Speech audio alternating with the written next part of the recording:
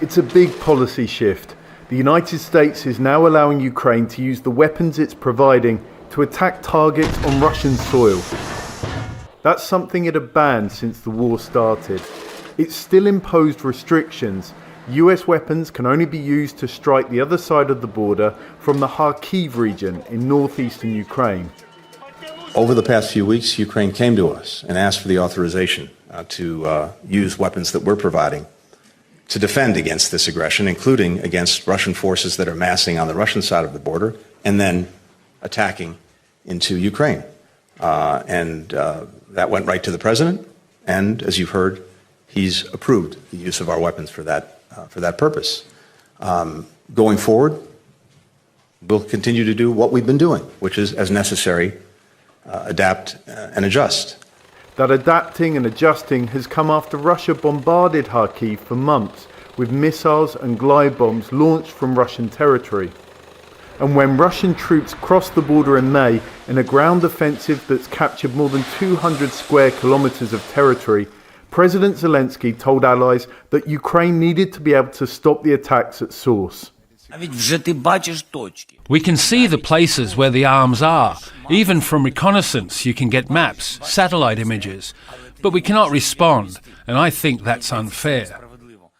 European allies like the UK, France and now Germany have agreed, all allowing Ukraine to use their weapons to hit targets on Russian soil too, with varying degrees of restrictions. But the US is by far the country's biggest arms supplier. Ukraine needed it on board. But for President Biden, strikes on Russian territory using US weapons was for a long time a red line. He and his government worried about escalating the war and countries from the NATO military alliance getting dragged in. President Vladimir Putin, speaking on Tuesday before the announcement, warned precisely of that.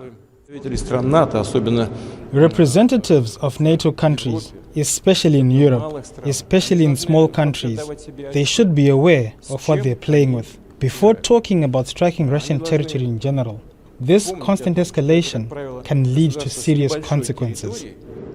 NATO Secretary General riposted this Friday. Russia has escalated by invading another country, and Russia has escalated just the last weeks by opening a new front where they are hitting Ukraine from inside Russia.